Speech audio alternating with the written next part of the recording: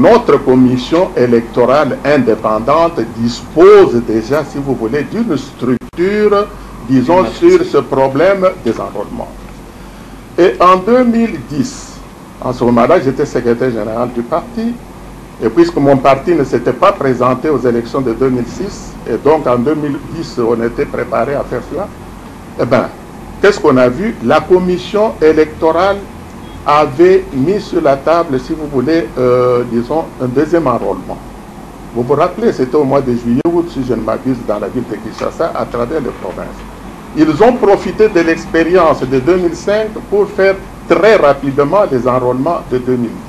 Parce qu'ils disposaient déjà d'une structure, de l'expérience et même des personnes qui pouvaient le faire. Mais aujourd'hui, si on veut, disons, faire pour réactualiser, si vous voulez, les données de 2010, si on veut réactualiser, ça peut prendre combien de temps?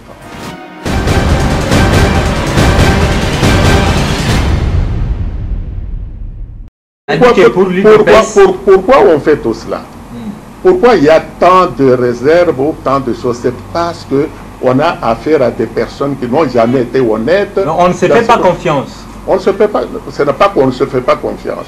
C'est-à-dire qu'on ne fait pas confiance à ce gouvernement, puisque depuis qu'ils sont en place, ils n'ont fait que, disons, les deux élections dont je vous parle, de 2006 et 2000, je voudrais démontrer clairement comment ils ont triché, il y a eu des irrégularités, et malgré ça, on est allé de l'avant et tout cela.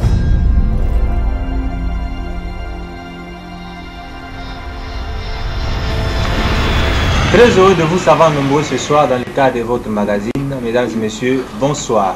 Comme d'habitude, nous sommes là avec un invité sur le plateau pour parler actualité, mais généralement face à moi. Mais pour ce soir, c'est tout à fait spécial parce que je ne serai pas seul à m'entretenir avec notre invité de ce soir. Je serai accompagné des éminents confrères. D'abord Thierry Bongo de Sangomala, moi qui j'ai dit. Bonsoir Thierry. Bonsoir Jean-Jacques.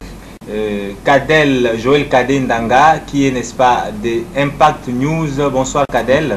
Bonsoir cher confrère. Et enfin, Delina Boulabanga de Kin Direct. Bonsoir Lina. Bonsoir Jean-Jacques. Et face à nous, un homme d'État, un ancien secrétaire général d'un parti politique, le premier de l'opposition, député national, président du groupe de presse La Tempête des Tropiques. Il s'agit de l'honorable Alexis Moutanda, à qui j'ai dit bonsoir. Bonsoir. Merci de répondre à notre invitation. Avec vous, nous allons nous entretenir autour des questions de l'heure. D'abord, le chef de l'État, Joseph Kabila, s'est adressé à la nation depuis le week-end dernier. Il était question, n'est-ce pas, de la convocation du dialogue tant attendu à l'issue de ces consultations d'il y a pratiquement 6 mois. D'abord, quelle lecture vous faites, n'est-ce pas, de ce discours de Joseph Kabila? Bon, merci d'abord pour la question, et merci pour tous ceux qui sont venus nous voir, pour qu'on puisse faire un peu le point de la situation politique, comme vous venez de le dire. Quelle lecture je fais de l'intervention du président Kabila? Le président Kabila a parlé beaucoup plus du dialogue congolais, qui doit se tenir dans les prochains jours.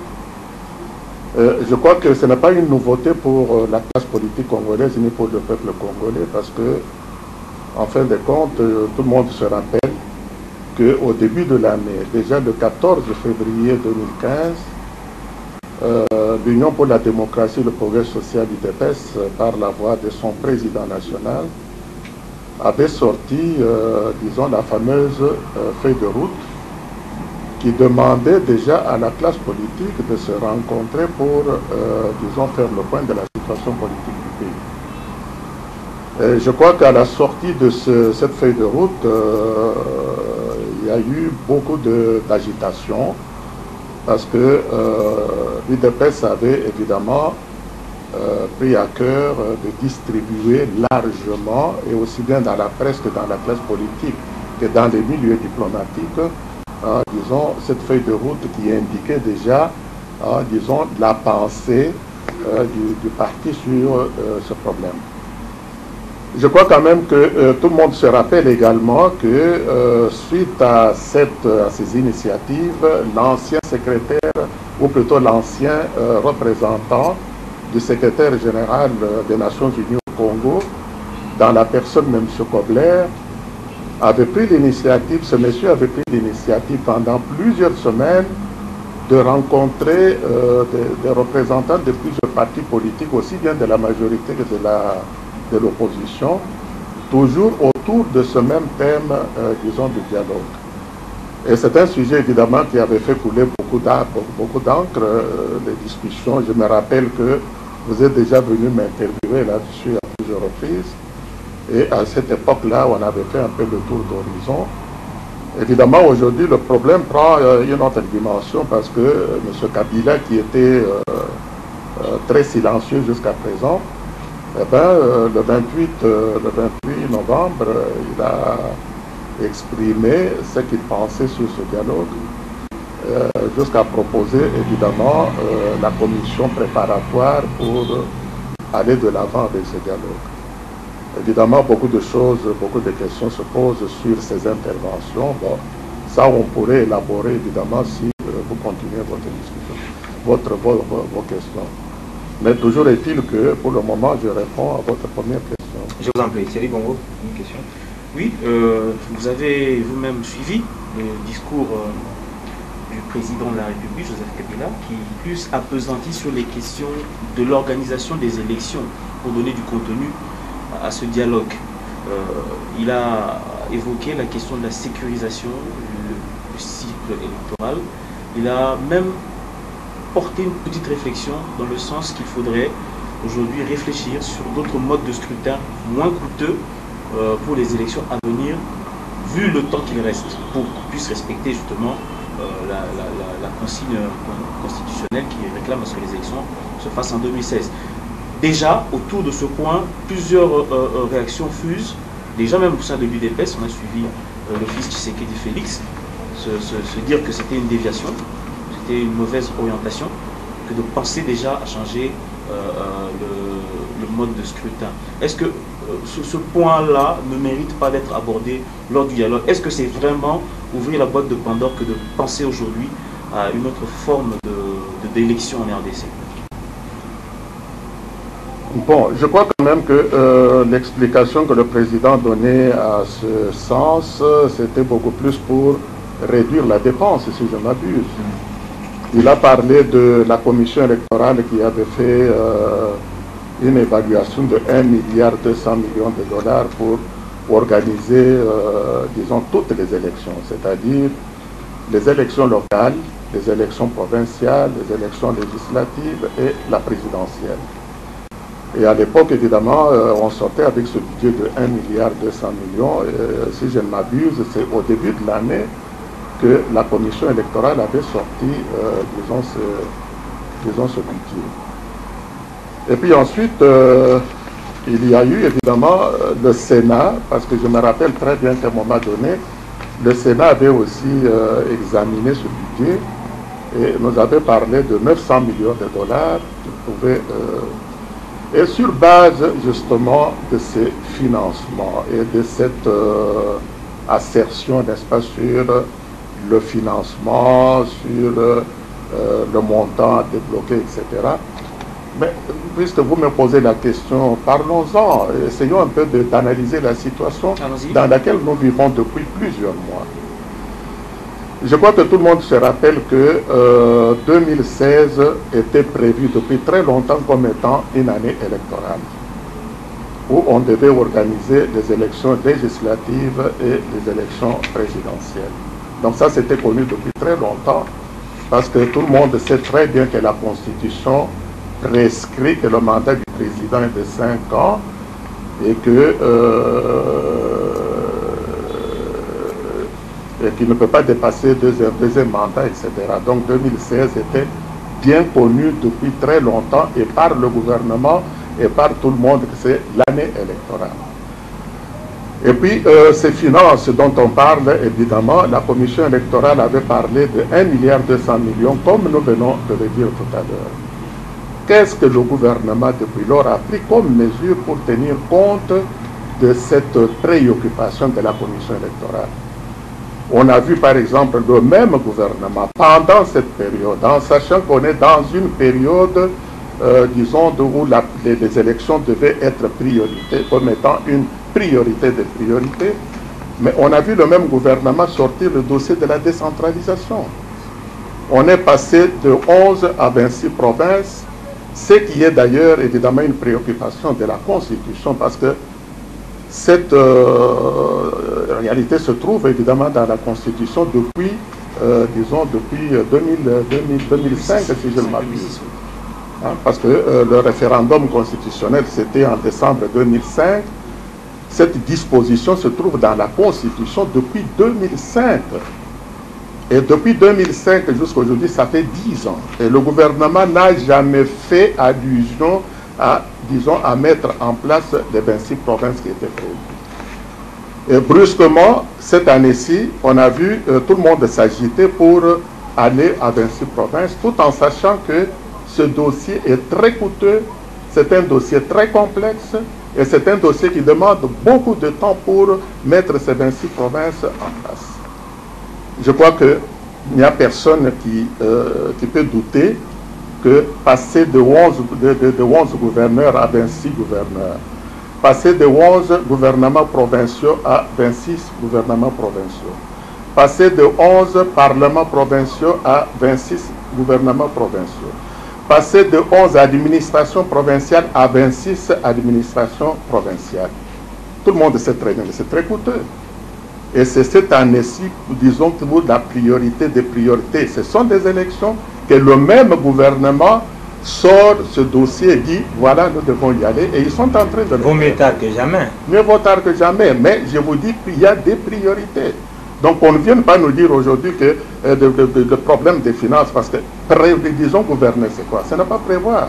Mais honorable, là, c'est... Bon, on est en train d'y aller, parce qu'aujourd'hui, on nous lance ça à la figure qu'on n'a pas d'argent, etc. Mais je vous dis que, tout simplement, je ne dis même pas 2014, mais 2015, au début de cette année, eh bien, on a démarré tout cela. Il y en a qui parlent de ce building administratif qui est sur le boulevard, qui a été construit en 12 mois et qui a coûté plus de 40 millions de dollars.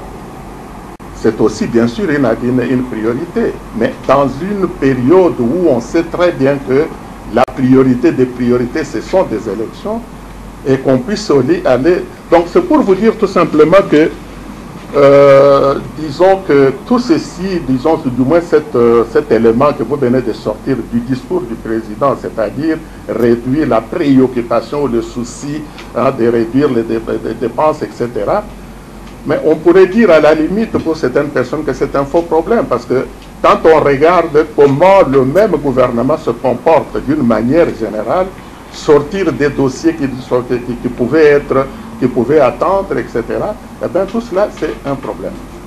Alors, le troisième aspect que je pourrais également relever, c'est quoi? C'est que ces élections de 1,2 milliard de dollars dont on parle, il s'agit de ces 4 élections, c'est-à-dire les élections locales, les élections provinciales, les élections législatives et les élections présidentielles. Eh bien, depuis qu'on parle de ce problème, il y a plusieurs voix qui se sont levées pour dire que ces élections, étant donné qu'elles sont coûteuses, on pouvait très bien les répartir. Étant donné que les élections présidentielles et législatives, disons, sont prioritaires, on pouvait très bien se concentrer d'abord sur cette élection-là. Et à la limite, si on pouvait disposer de 500 millions de dollars, comme le président l'a dit, avec 500 millions de dollars, on peut coupler les élections provinciales, les élections législatives et présidentielles et les mettre évidemment dans la même période. Nous sommes maintenant au mois de décembre 2015. Et les autres élections, doivent se tenir au mois de novembre de l'année prochaine. Nous avons encore 12 mois.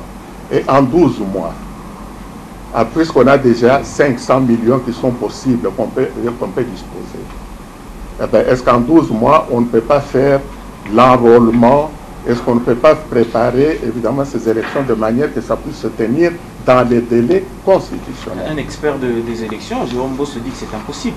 Et puis, s'il faut revenir à votre assertion, en 12 mois, organiser l'enrôlement, le recensement et avoir des élections crédibles en novembre avec 500 millions qu'on n'a pas, qu'il faut mobiliser durant l'année. Est-ce que c'est oui, je ne voudrais pas évidemment engager une discussion ici avec vous, mais je voudrais tout simplement vous donner mon point de vue sur, disons, cette question.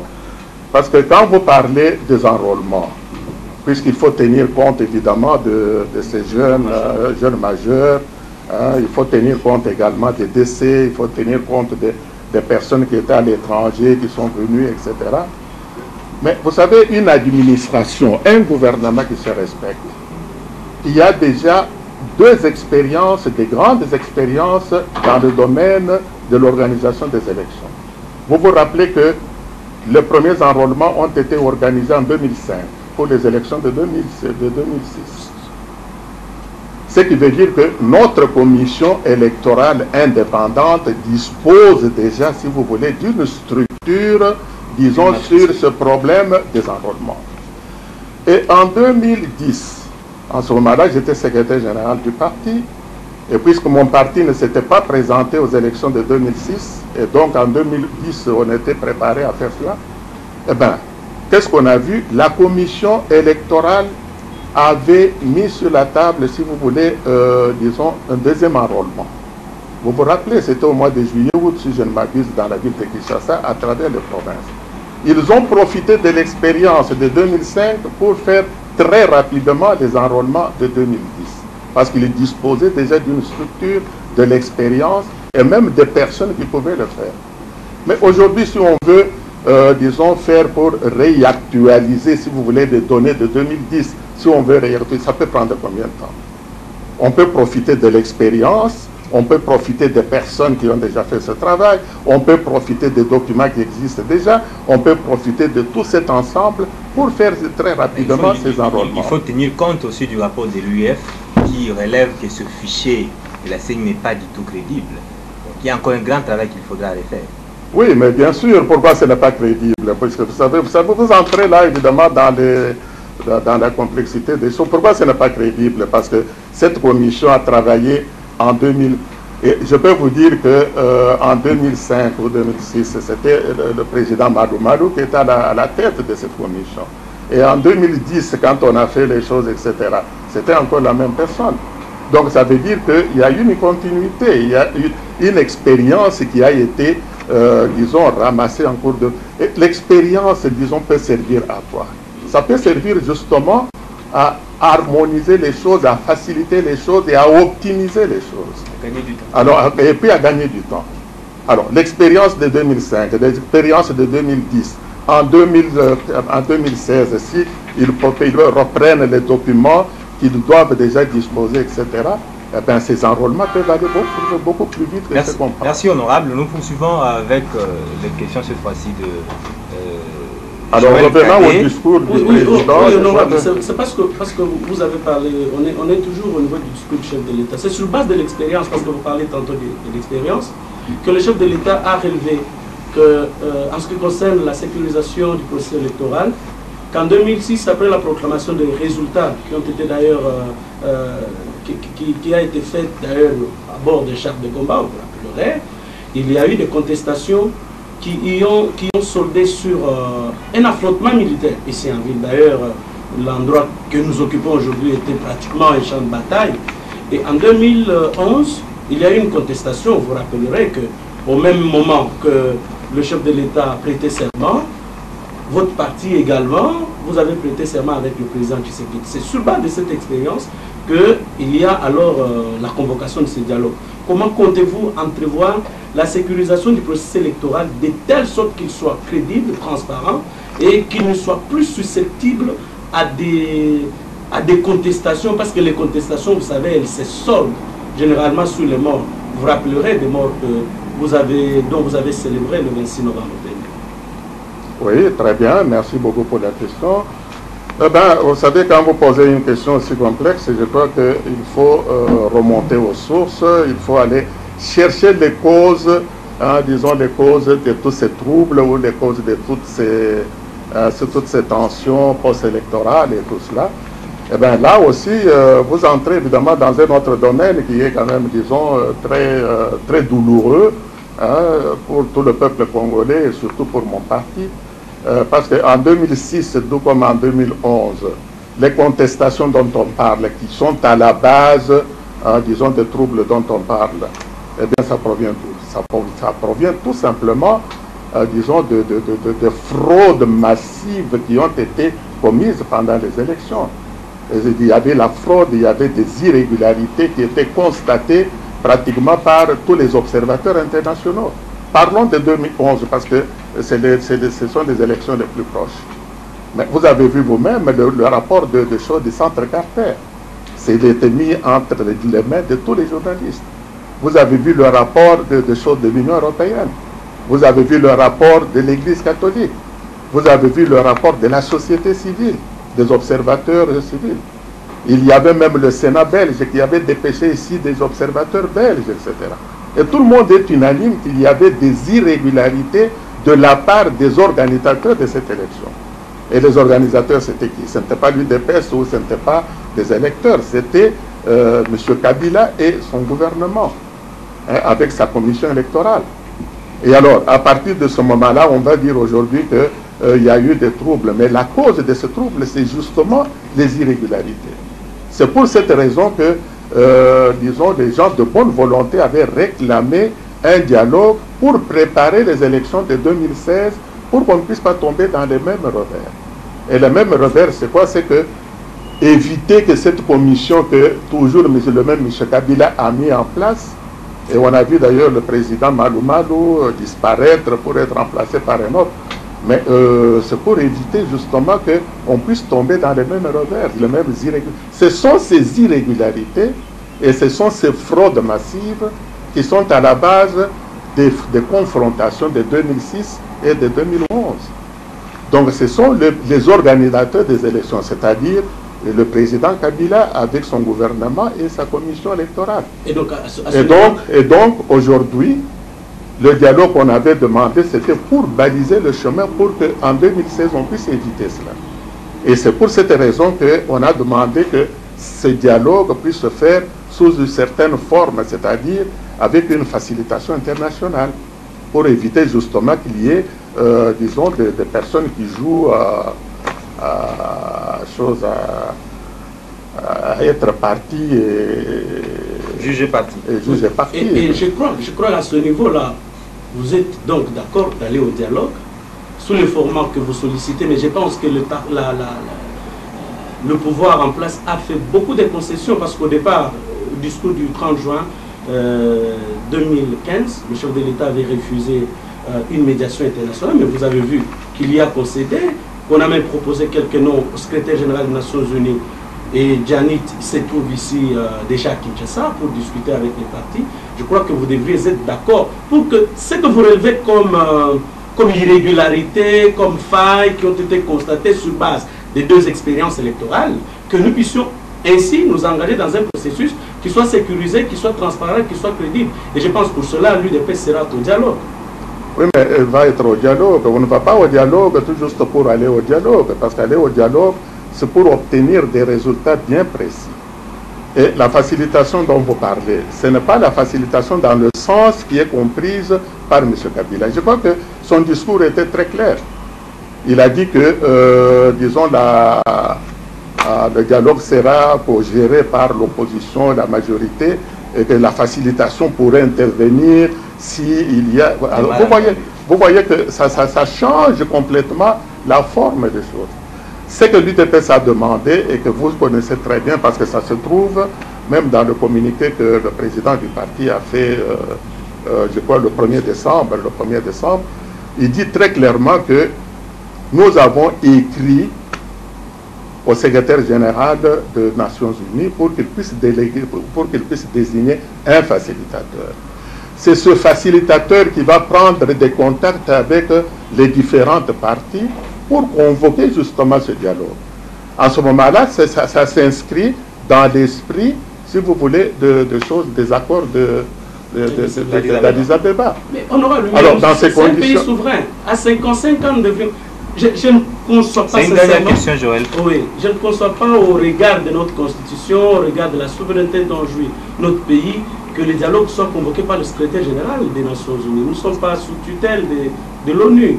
Bien plus, même l'accord cadre, c'est le gouvernement qui doit l'organiser. On ne peut l'organiser qu'au regard des textes légaux qui régissent. J'ai lu l'ordonnance du chef de l'État, il fait référence notamment à la Constitution, mais également à l'accord cadre d'Addis Abeba et aux différentes résolutions prises par les conseils de sécurité. Alors, je ne vois pas comment c'est faisable que ce soit l'ONU qui convoque le dialogue. Je pense, sous le label, n'est-ce pas, du gouvernement congolais, la facilitation viendra tout simplement pour faciliter la tâche comme les mots. Oui, vous prenez un aspect de la chose. Je crois que dans ma réponse, vous n'avez pris qu'un aspect des choses. Je vous ai dit que d'après les accords des choses, c'est le facilitateur. Et le facilitateur fait quoi? Il prend des avis des différentes parties. Voyez-vous? Alors ce sont ces parties qui, fin de fin, si vous voulez, à un moment donné, quand ils arrivent à un accord, qu'on puisse dire, bon, maintenant nous sommes prêts pour un dialogue dans telle ou telle forme.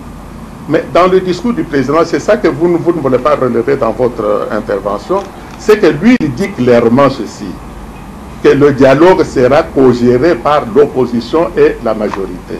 Et que le facilitateur ne pourrait servir que de choses je ne sais pas, d'appui au cas où il y aurait, si vous voulez, d'arbitrage au cas où il y aurait une mésentente totale. Mais ça change tout. Il dit très bien, lui, il a déjà vu que c'est le chose de la majorité, l'opposition, ainsi de suite, qui vont gérer le facile. Or, nous, dans notre conception, ce n'est pas ça. Dans notre conception, c'est un arbitrage, si vous voulez, une facilitation internationale qui est supposée être objective, qui est supposée quand même, disons, neutre, et qui puisse alors, à un moment donné, mettre... Pourquoi on fait tout cela? Pourquoi il y a tant de réserves ou tant de choses? C'est parce qu'on a affaire à des personnes qui n'ont jamais été honnêtes. Non, on ne se fait pas confiance. On ne se fait pas, ce n'est pas qu'on ne se fait pas confiance. C'est-à-dire qu'on ne fait pas confiance à ce gouvernement, puisque depuis qu'ils sont en place, ils n'ont fait que, disons, les deux élections dont je vous parle, de 2006 et 2000, je voudrais démontrer clairement comment ils ont triché, il y a eu des irrégularités et malgré ça, on est allé de l'avant et tout cela. Si aujourd'hui il y a encore une fraude ou des irrégularités, eh bien, comment est-ce qu'on va résoudre? C'est parce qu'il y a eu ces mauvais précédents qu'on en arrive évidemment à cette méfiance. Merci. La méfiance ne peut être créée que par de mauvais précédents. S'il y avait de bons précédents, on ne serait pas arrivé là où on est. On parle déjà du dialogue. Linda Boulabanga, une question. Honorable, face à l'impossible capacité de mobilisation de recettes, ne pensez-vous pas que Joseph Kabila ait raison quand il dit qu'il faut changer un système, trouver des systèmes de moins coûteux pour changer le mode de scrutin et pour les élections présidentielles? Oui, merci beaucoup, maman. Vous savez, c'est quand même un peu étonnant que, disons, ce n'est qu'aujourd'hui qu'on se rend compte que ces programmes électoraux que nous avons dans le pays puissent être coûteux. C'est aujourd'hui seulement qu'on se rend compte de cela. Je crois quand même qu'un gouvernement qui gouverne depuis... M. Kabila est au pouvoir depuis 15 ans, n'est-ce pas? C'est depuis 2001 qu'il est au pouvoir.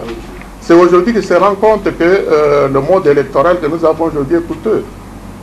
Alors, vous savez qu'il y a beaucoup... Et tout cela, justement, vous savez, on a parlé de la méfiance tout à l'heure, mais moi, je vous dirais que cette méfiance est créée par de mauvais précédents. Parce qu'on sait très bien que hier, encore une fois, eh bien, on a vécu des situations où on a été berné et tout cela. C'est comme ça que les gens sont devenus suspicieux. Donc, le mode de choses dont vous parlez là-bas, c'est un mode aussi qui est très vicieux. Hein? Très vicieux dans quel sens? Dans le sens qu'un président de la République, dans notre pays à l'heure actuelle, et qui est élu au suffrage indirect, hein? Comme en chose en 1960, Kassavouba a été... Ça marche bien en Afrique du Sud. L'Afrique du Sud, est-ce que l'Afrique du Sud, en Amérique, ça ne marche pas comme ça? Le président des États-Unis est élu au suffrage universel. Ce n'est pas par le Congrès qu'il est élu. Et ici, dans notre pays, à l'heure actuelle, dans un pays où il y a tellement de problèmes, eh bien, le président de la République doit être représentatif de toutes les provinces. Il se pose un problème de moyens. Il se pose un problème de moyens. On voit clairement qu'il n'y a pas suffisamment d'argent. Mais mon cher ami, je me tue à vous répéter que les moyens dont vous parlez, c'est justement pour cette raison que l'UDPS continue à croire encore dans ce dialogue, parce qu'on pense que si les élections que nous avons devant nous, parce qu'on a accumulé toutes ces élections jusqu'à présent, il y a des élections locales, il y a les élections provinciales, il y a les élections législatives, il y a l'élection présidentielle. Mais il n'est pas dit qu'on doit commencer, par exemple, par les élections, disons, locales. Il y a moyen de voir les choses de manière que, pour respecter d'abord la Constitution, qu'on puisse faire d'abord les élections législatives et présidentielles. Et que le gouvernement qui sort de ces élections puisse avoir comme mission d'organiser, disons, les élections locales. Ces élections locales ont été, je dirais, négligées déjà en 2006, aussi en 2011. Et lorsqu'on constate qu'il y a nécessité de les organiser en 2016 ou en 2015 déjà, qui est finissant en 2016, vous dites que non, il faut prioriser les élections. Donc celles-là aussi sont constitutionnelles. Ces élections sont constitutionnelles. Est-ce que vous pouvez me donner les raisons pour lesquelles ces messieurs n'ont pas organisé ces élections en 2006, comme tu le dis, et en 2011? Parce qu'après les élections de 2011, il n'y a personne qui parlait de ces élections. C'est à partir de 2015, quand on parle du deuxième mandat, etc., qu'on vient mettre sur la table les élections locales. Et pourquoi ça n'a pas été fait ni en 2007, ni en 2008, ni en 2009? Pourquoi ça n'a pas été fait? Et pourquoi ça n'a pas été fait ni en 2012, ni en 2013? C'est uniquement l'année électorale où on prévoit l'élection présidentielle que toutes ces élections deviennent importantes et indispensables. Donc il y a un guide sur roche. Il ne faut pas aller par quatre chemins. Il ne faut même pas être un professeur d'université pour voir ça. On est en train de nous amener tout simplement dans un trou. Ce que nous disons, c'est que, et comme d'ailleurs tout le monde le dit, c'est que ces élections sont légales, elles doivent être organisées, mais étant donné que les moyens sont très limités, il faut faire la politique de ces moyens. Et la politique de ces moyens, c'est quoi? C'est de voir quelle est l'élection qui est priorité de priorité, et puis après ça, on peut faire ceci, cela, etc. Donc, toutes les voix jusqu'à présent, même que ce soit l'Église catholique ou même certaines personnes disons des personnages internationaux, mais ils vous ont dit que la Constitution parle d'abord de l'élection présidentielle législative. On organise celle-là. Et une fois que c'est terminé, le gouvernement qui va sortir de ces élections aura pour mission prioritaire d'organiser les autres élections, pour tenir compte justement des budgets qu'on a. Et même si on va au dialogue, mais les gens qui vont aller au dialogue ne vont pas avoir, disons, des arguments qui viennent de la Lune ou qui viennent du Soleil, etc. Ça sera les mêmes arguments qu'ils vont utiliser pour voir quelle est la logique qu'il faut utiliser en tenant compte des moyens dont on dispose. Honorable Moutanda, vous avez semblé le dire, bien que vous ne l'avez pas dit clairement, qu'il y a ce climat de méfiance qui existe dans la classe politique actuelle entre l'opposition et la majorité, opposition, opposition entre elles, majorité entre elles. Vous avez vu la création du G7. Dans ce climat de méfiance, vous pensez qu'un dialogue pourra aboutir franchement à un résultat, aussi longtemps que vous ne vous entendez pas déjà? Et j'aimerais surenchérir en disant ceci, que ceux de l'opposition qui ont choisi de ne pas participer à ce dialogue se font sous ce climat de méfiance sur le manque de sincérité de l'interlocuteur comme l'Église, qui pour eux vous emmène dans cette barque pour glisser. Bon, vous savez, ce dialogue finalement dans les conditions actuelles, pour nous, il doit se baser sur 3 points. Parce qu'on ne va pas aller au dialogue pour aller parler de la mère, de la grand-mère, de l'arrière-grand-mère. On va parler des choses bien précises et qui semblent être très importantes pour justement aboutir aux élections de 2016 et puis des élections transparentes et démocratiques. Et pour y arriver, qu'est-ce qu'il faut faire? D'abord le fichier électoral, d'abord le calendrier électoral. Mais qu'on se mette d'accord d'abord sur le calendrier électoral. Et le calendrier électoral va parler de quoi? Vous le savez très bien. Il y a 4 élections qui se trouvent devant nous. Nous avons des moyens très limités. Eh bien, on commence par quelle élection pour terminer par quelle élection? Ça, c'est un point qui peut être discuté d'une manière tout à fait objective, sans qu'il y ait des chamailles ou des bagarres, etc. Le deuxième problème, qui est très important, qui peut être également soulevé au cours de ce dialogue, c'est le fichier électoral. Le fichier électoral va parler de quoi? Eh bien, tenir compte de tous ces enfants qui sont devenus majeurs, tenir compte des doublons qu'on a vu se balader à gauche et à droite, tenir compte des décès, tenir compte de ceux qui sont arrivés, etc. Et ça, c'est encore un sujet qui peut permettre à tous ces gens qui seront au dialogue de parler correctement, parce que ce sont des compatriotes, ce sont des patriotes, ce sont des gens qui aiment leur pays. Ils peuvent quand même se mettre d'accord pour dire qu'est-ce que nous faisons pour ceci, voilà les moyens dont nous disposons et quelle est la période où on peut organiser, disons, ce fichier et réactualiser ce fichier électoral. Et puis, troisième point, c'est comment organiser cette élection de 2016 de manière qu'on puisse, dans les délais constitutionnels, parce qu'il faut quand même à un moment donné que tous les politiciens, même nous tous les Congolais, nous puissions quand même avoir du respect pour notre propre constitution. Notre propre constitution dit qu'en 2016, on doit, disons, changer de président. Alors on doit avoir une passation de pouvoir qui soit le plus paisible. Je termine d'abord. Je vous en prie. Voilà, donc la plus paisible possible, etc. Donc on fait une passation. Donc voilà les 3 points principaux qui peuvent... Est-ce que ces 3 points-là, raisonnablement, d'après nous ici, est-ce que ces 3 points peuvent poser vraiment des problèmes au point d'aller se chamailler? C'est tout simplement se mettre d'accord, parce que jusqu'ici, on a vu que même pour élaborer le calendrier électoral, ces messieurs sont incapables. Vous avez vu que déjà au mois de, si je ne m'abuse, mai-juin, ils ont mis en place un calendrier électoral où on devait avoir les élections provinciales au mois d'octobre. Il y a même des individus qui sont allés poser leur candidature. Je ne sais pas qu'est-ce qu'ils ont fait avec leur argent qu'ils ont déposé là-bas. Donc c'est pour vous dire qu'on est dans un cafouillage total où on ne s'en sort plus. Mais justement, vous avez évoqué un élément très important, c'est le temps et la confiance. La confiance n'existe pas parce que, de l'autre côté, on utilise le temps de manière abusive. L'UDPS, à un certain moment, avait voulu faire pression sur le pouvoir de Kinshasa. Mais si le dialogue n'était pas convoqué avant la fin du mois de novembre, il n'y ferait plus partie. Maintenant, nous sommes dans un schéma qui nous amènera certainement jusqu'au mois de janvier. On donne 10 jours pour une commission préparatoire de se mettre en place. Quand elle va se mettre en place, elle doit élaborer le contenu du dialogue. On va partir vers le mois de mars. Vous ne craignez pas ça? Oui, mais justement, c'est pour vous montrer. Vous avez parlé tout à l'heure de méfiance, de suspicion, et tout ça, ça fait l'ensemble de tout cela. Parce que ce problème, je vous dis très bien que ce dialogue, la feuille de route de l'UDPS, c'est depuis le 14 février 2015.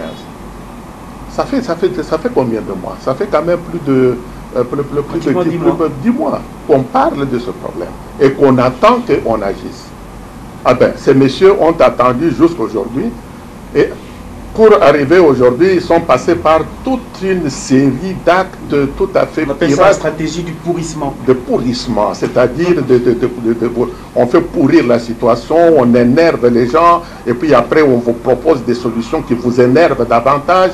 Alors tout le monde est dans un cafouillage jusqu'au moment où on se retrouve, disons, au milieu de l'année 2016, on se demande qu'est-ce qu'on peut faire, etc. Et le glissement est tout à fait total. Vous voyez que les suspicions et les méfiances dont vous parlez tout à l'heure, c'est quand même basé sur des actes bien précis. Ce n'est pas des trucs inventés, c'est vraiment... Bon, malgré ça, vous voulez aller au dialogue? Malgré ça, vous voulez quand même aller au dialogue? L'UDPS accepte quand même d'aller au dialogue. Malgré tout ça. Mais je vous dis que si nous acceptons aujourd'hui d'aller au dialogue, c'est pour examiner les 3 points là. Les 3 points demandent quoi? Ça demande simplement un consensus. Parce que ces messieurs, jusqu'à présent, ils vous disent quoi?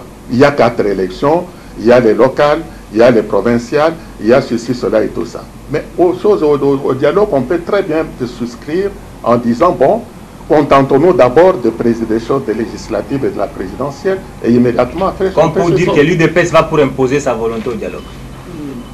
Ah bon, donc pour vous, quand on donne un avis, etc., pour résoudre un problème ou bien pour résoudre, c'est imposer sa volonté. Honorable Moutana, parlons... Nous savons très bien que la Constitution nous prescrit qu'en 2016, le président Kabila termine son mandat. Et qu'en 2016, on doit organiser la prochaine. Est-ce que c'est l'UDPS qui a imposé ça? Honorable Moutana, oui. Deux petites questions. Qui engage l'UDPS aujourd'hui? D'un côté, on voit Tchibala parler, Mavou parler, Kapika. Félix parler, Kapika parler. À un moment donné, il semble y avoir un petit cafouillage aussi au sein de l'UDPS. C'est ma première question. Deuxième question. Le mandat aussi de Tshisekedi fini. On est aussi à la fin parce qu'il avait aussi prêté serment. Où avez-vous enterré le combat de l'impérium? Bon, parlons d'abord, disons, de l'UDPS, comme je l'ai dit. Le président Kabila a parlé, je crois, le 28 novembre. Et puis, il y a eu, évidemment, les avis de Chilombo, comme tu dis, ou de Kapika, ou de... Mais je crois quand même que le 1er décembre, le président a sorti un communiqué officiel où il décrit clairement la position du parti. Pourquoi vous ne pouvez pas vous référer, disons, au document officiel, disons, qui a été signé par le premier responsable du parti? Quelqu'un peut donner ses avis, peut donner son point de vue, cela n'engage pas nécessairement le parti. Hein? Donc, il ne faut quand même pas faire de l'amalgame. Donc, si Kapika a dit quelque chose, ou Chilombo a dit quelque chose, etc. Maintenant, vous avez la position du parti signée par le président du parti. Ça devient maintenant la position du parti. Alors, tout le reste, ça devient un peu des avis personnels que les gens ont donnés. Pourquoi y attacher beaucoup d'importance? La position change aussi, hein, du parti. Bon, alors ma deuxième question. Oui. Nous sommes aussi vers la fin du mandat de Etienne Tshisekedi, qui avait également prêté serment, je crois, le 20 décembre 2000, en sa résidence. De 2011 à sa résidence. Vous avez été là, je me rappelle que j'étais là à la prestation de serment. Je voudrais savoir où est-ce que vous avez mis les combats pour la récupération de l'intérieur. Parce que maintenant, vous acceptez d'aller négocier avec celui que vous aviez supposé à l'époque voler votre victoire. Oui, mon cher ami, vous savez, la politique évolue. Nous sommes dans une, disons, dans une situation politique où je vous ai dit très bien que les élections de 2011 commencent à se terminer.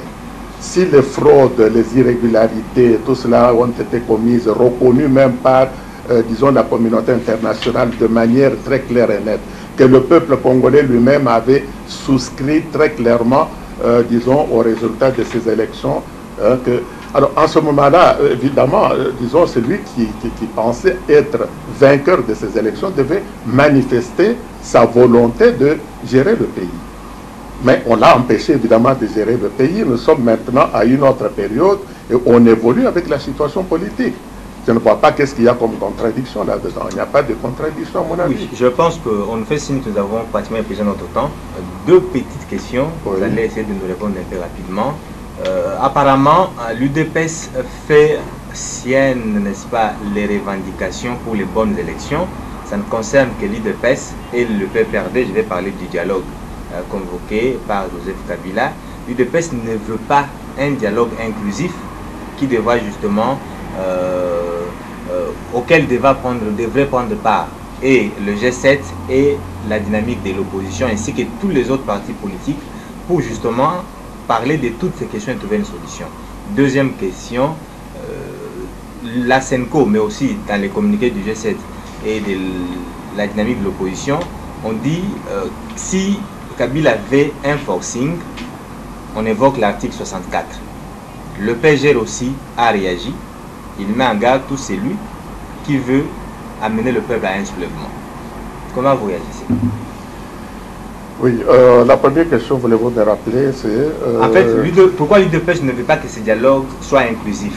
Vous voulez en faire un problème du PPRD ou de la majorité et l'UDPS? Oui, là, laissez-moi rire, hein, parce que quand vous dites que l'UDPS ne veut pas voir, mais je crois quand même que dès le début, je vous ai dit très bien ici que depuis le 14 février, l'initiative même du dialogue vient de l'UDPS. Et dans la feuille de route qui a été publiée à l'époque, on parle très bien de tous les partis, de toute la classe politique congolaise, l'opposition, tout comme la majorité. Donc, vous n'allez pas me dire aujourd'hui qu'on a expliqué que ce soit, mais ici, l'UDPS, évidemment, explique très clairement sa position vis-à-vis de la situation actuelle.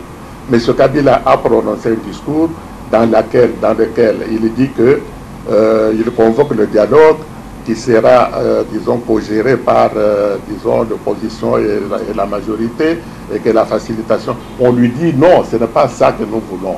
Nous voulons que ce dialogue puisse être convoqué par la facilitation internationale, par un facilitateur international. Et que si nous allons au dialogue, voilà les points que nous pouvons, disons, raisonnablement discuter pour apaiser les esprits et tout cela. De manière que la Constitution et même l'esprit de la Constitution puisse être respecté. Et si le G7 et le reste de l'opposition ne vous suit pas dans cette démarche? Ah ben ça devient des si. Hein. Vous savez, avec des si, vous pouvez construire le monde même sur la Lune. Il faut évoquer toutes les hypothèses. Oui, bien sûr. Il faut voir toutes les hypothèses. Eh ben, c'est ça. Posez-moi la question au moment où le facilitateur dit, voilà, messieurs, je vous fais venir, etc., et que le G7 dise refuse, en ce moment-là, vous posez la question. Mais maintenant, ça va être des spéculations, hein, si... non, mais à l'initiative de l'IDPS, ça peut pas aussi créer des ponts entre les autres amis de l'opposition qui ne vous suivent pas. Eh bien, tout cela, ça devient, c'est tout simplement des spéculations. Parce que si la chose se fait, comme le pays Kabila s'est prononcé le 28 novembre, il a raconté ce qu'il a raconté. Et nous estimons que ce qu'il a raconté, évidemment, n'est pas dans la ligne de conduite de ce que nous espérons. Et que pour le moment, nous voulons, pour que ce dialogue puisse réellement... Sinon, on n'est pas intéressé. Mais si le facilitateur est désigné et que ce facilitateur fait venir les gens et que nous parlons avec lui quels sont les points qu'il faut inscrire à l'ordre du jour pour qu'on puisse préparer ou baliser le chemin pour les élections de 2016. Mais en ce moment-là, vous allez voir que même certaines personnes qui avaient peut-être des doutes ou des suspicions pourraient éventuellement changer de position. Mais aujourd'hui, me dire, bon, en ce moment-là, le G7 va dire non, et qu'est-ce que vous pensez du non qu'il va faire? Ça devient des spéculations. Or, spéculer, vous savez, hein, vous pouvez spéculer. La dernière question, honorable, sur l'article 64. Oui. Le G7 et la dynamique disent, s'il y a forcing de la part de la majorité, on va recourir à l'article 64, on va jeter la population sur la rue, justement, comme la SENCO aussi en a fait allusion. Par une marche le 16. Il y a d'ailleurs une marche le 16 février 2016, projetée pour le 16 février 2016, et mise en garde toute personne qui va passer dans le média pour justement inciter le peuple à un soulèvement. Comment vous réagissez? Oui, inciter le peuple au soulèvement, tout ça évidemment c'est encore des mots, hein, parce que qu'est-ce que vous... Donc lorsque le même peuple voudrait défendre, si vous voulez, ses intérêts, veut défendre son avenir, veut défendre son destin. Parce que pour le peuple congolais, jusqu'à présent, qu'est-ce que le peuple congolais profite? Est-ce qu'il profite vraiment de cette situation? Depuis 1960 jusqu'à aujourd'hui, c'est le peuple congolais qui est la première victime de tout ce que nos politiciens sont en train de faire, des jeux politiques qu'on est en train de jouer. Alors si le même peuple maintenant demain estime que nos intérêts sont vraiment, disons, bafoués et que nous voulons la vie ou la mort, etc. Mais il y a des gens parfois qui acceptent des choses pour défendre quand même leur survie. Il s'agit de l'avenir du pays, il s'agit de l'avenir de nos enfants, de nos petits-enfants, il s'agit de l'avenir même du pays, etc. Et alors en ce moment-là, le peuple prendra ses responsabilités. Et le PGR avec cette... la mise en garde du PGR?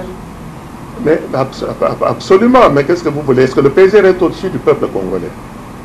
Mais enfin, s'il vous plaît, est-ce que... Qui fait la loi? Ce n'est pas le peuple congolais qui fait les lois. Le PGRP fait respecter les lois. Mais le peuple congolais est au-dessus de loi parce que c'est lui qui fait les lois. Si le peuple congolais maintenant estime que nous devons faire telle ou telle chose pour la survie, pour l'intérêt du pays, pour la survie de ce pays, eh bien, il est de son droit de prendre des initiatives dans son sens. Honorable Alexis, ça n'est donc fini. En une minute, pouvez-vous vous résumer? Qu'est-ce que les téléspectateurs peuvent retenir sur votre passage, voulais-je dire, dans cette émission? Bon, je pourrais tout simplement dire ceci, c'est que tout ce qui arrive à notre pays, évidemment, tout à fait regrettable, parce que le peuple congolais ne mérite pas le sort dans lequel nous vivons à l'heure actuelle. Parce que l'objectif, n'est-ce pas, de chaque politicien, ou de chaque autorité politique, ou de chaque gestionnaire de ce pays, il y a un triple objectif qui doit être respecté. Le premier objectif, c'est que vous gérez des gens, vous ne gérez pas de moutons, vous ne gérez pas de porcs, vous ne gérez pas de poules, vous ne gérez pas de vaches. Vous gérez un peuple, des êtres humains qui ont leurs passions, qui ont leurs soucis et qui ont évidemment leurs problèmes. Et alors, en ce moment-là, quand vous êtes un gestionnaire, un politicien, le premier souci, c'est que nous devons nous préoccuper de donner la chance à chacun. Dans ce pays qui est un pays riche, où il y a beaucoup de richesses dont nous ne profitons pas, nous devons quand même tout faire pour que nous puissions donner la chance à chacun d'entre nous. Ceux qui ont beaucoup étudié, ceux qui n'ont pas étudié, ceux qui sont du sexe féminin, ceux qui ont du sexe masculin, ceux qui sont dans la fonction publique, dans l'armée, nous devons donner, les jeunes qui viennent de naître, les jeunes qui sont en train de chercher du travail, donnons à chacun sa chance. Et pour donner à chacun sa chance, qu'est-ce que nous devons faire? Nous devons assainir le milieu politique. Nous devons assainir la gestion du pays. Nous devons assainir, disons, la démocratie. Et un des éléments, disons, de développement, c'est la démocratie, l'état de droit. Et alors, pour aller vers la démocratie, pour aller vers l'état de droit, il faut passer par des élections apaisées, des élections démocratiques et des élections transparentes. Et c'est ça la lutte qu'on est en train de mener à l'heure actuelle. On a raté les élections de 2006. On a raté les élections de 2011. Et le souci principal est que les élections de 2016 ne puissent pas connaître le même sort. Et c'est pour cette raison qu'il faut que la classe politique puisse être suffisamment majeure pour comprendre qu'on doit se mettre ensemble pour assainir et baliser le chemin pour les élections de 2016. Et puis ensuite, nous devons tous nous rendre responsables de ce qui nous arrive. Ce qui nous arrive n'est pas seulement le problème de l'opposition, de Tshisekedi ou de l'UDPS, c'est le problème de toute la population congolaise. Être responsable de son avenir et être responsable de soi-même et être responsable des autres.